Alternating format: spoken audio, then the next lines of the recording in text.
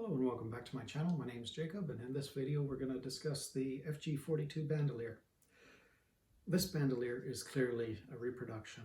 I know of 3 originals, 1 in the US and 2 in France, and so if you're a collector and only original will do, good luck. For the rest of us who want to use these or even have something decently available in our collection, we're stuck with reproductions. That's just the way it is. Let's talk about the bandoliers. In Italy, where we see most of the pictures where the Fallschirmjäger were wearing bandoliers, they're generally the splinter pattern B, but there are some versions that have the later Sumpftarn, or however you want to pronounce it. But almost without exception, the bottom 2 pouches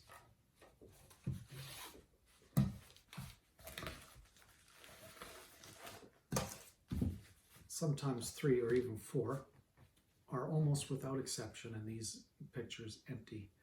So why would that be? Well, 8 magazines that are steel are heavy to begin with. 8 magazines with 8mm ammunition in them are now really heavy. So we have a weight constraint. Nobody wants to carry 8 fully loaded magazines. I've done it. It's not comfortable. I would actually prefer never to do it again, but it's really not comfortable. I'm sure there are other people out there who say, well, I've done it and it was fine. Fair enough.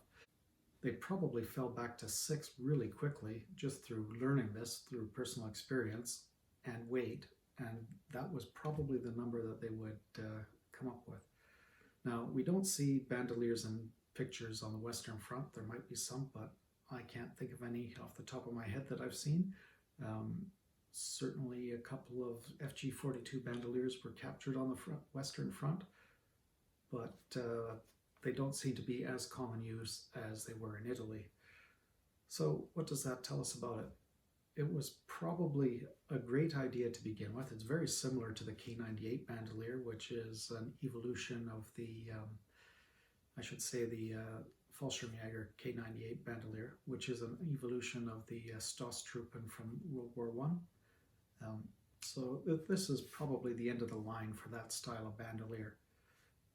And by about 1944, it seems to have disappeared from the record. So it looks nice, but it's probably not a good functional item.